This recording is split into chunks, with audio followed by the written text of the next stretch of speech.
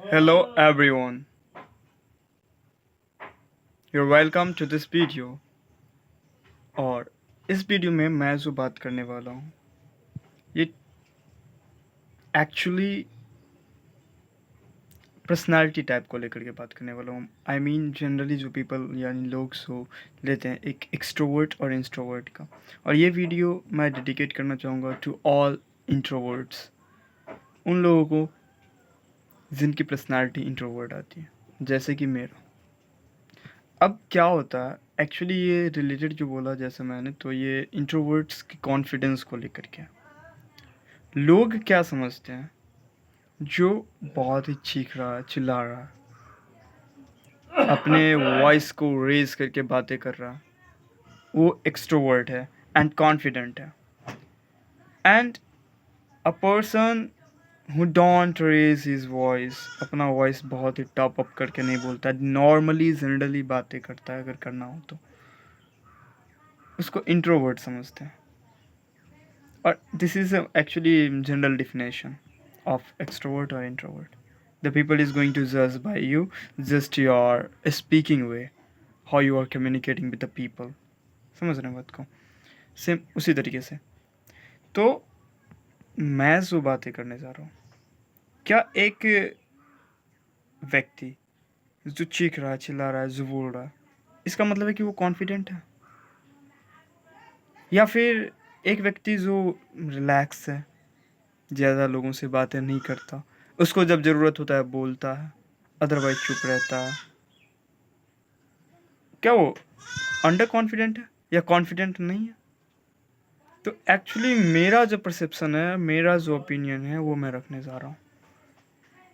तो ये ज़रूरी नहीं कि एक व्यक्ति जो हर एक के साथ बहुत ही चीख चिल्ला के शॉर्ट एकदम बहुत ही आवाज़ रेज करके बातें कर लेता है, बहुत ही कॉन्फिडेंट दिखता है, वो एक्चुअल में कॉन्फिडेंट हो ही।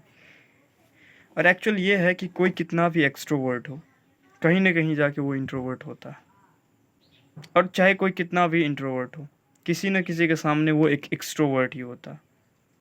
मतलब मेरा जो मानना है, मेरा जो ओपिनियन है कि इंट्रोवर्ट और एक्सट्रोवर्ट ये पर्सनैलिटी बदलती रहती है। किसी के सामने आप बहुत ज़्यादा बोलते हैं तो एक्सट्रोवर्ट हो गए, कहीं कहीं पे आप चुप रहते हैं, कम्युनिकेट करना नहीं चाहते हैं तो आप इंट्रोवर्ट हो गए।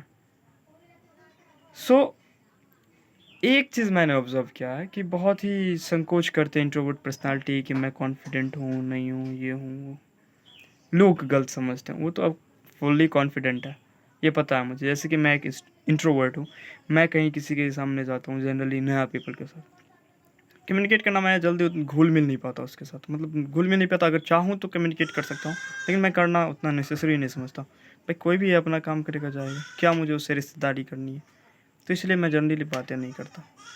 और जब मुझे उस व्यक्ति से काम होगा, जब किसी से मुझे बातें करनी होती है, जब कहीं भी किसी से भी, मैं कम्युनिकेट कर लेता हूँ आसानी से, मुझे कोई आपत्ति नहीं होती। मैं ये नहीं है कि बातें नहीं कर पा। अगर आप किसी से बातें नहीं कर पा रहे, बोल नहीं पा रहे और डर लग रहा, तो आप इंट्रोवर्ट नहीं है, एक्चुअली आप डर रहे हैं, वो डर आपके ऊपर हावी हो गया। आपको इंट्रोवर्ट नहीं कह सकते क्योंकि आप बोलने से डर रहे। मैं कहीं भी जाता हूँ, बोलने से डर नहीं लगता, बस मैं चुप रहना पसंद करता हूँ, मज़ा आता है मुझे। ऑब्जर्व करता हूँ मैं ज़्यादा से ज़्यादा लोगों को, चुपचाप क्वाइटली बैठा कहीं पे देख रहा हूँ सिचुएशंस अगल बगल। जब मुझे लगता है यहाँ बोलना चाहिए मैं बोलता हूँ, जब मुझे कोई काम होता है मैं वहाँ पे जाके बोलता हूँ, कहानी ख़त्म। तो इंट्रोवर्ट एक्चुअली में मोर ऑब्जर्वर होते हैं, लिसनर होते हैं। But it doesn't matter, it doesn't mean that, इसका मतलब ये नहीं होता कि वो भाई साहब बोलने से डरता। अगर आपको डर लग रहा है तो मैं आप ही सजेस्ट करूँगा, आप इंट्रोवर्ट नहीं हो भाई, खुद की कमियों को छुपाओ मत, आप एक्सप्रेस करो जाके लोगों के साथ। क्योंकि उस डर को भगाने का एक ही तरीका है कि तुम्हें बोलना पड़ेगा, लोगों से कम्युनिकेट करनी पड़ेगी।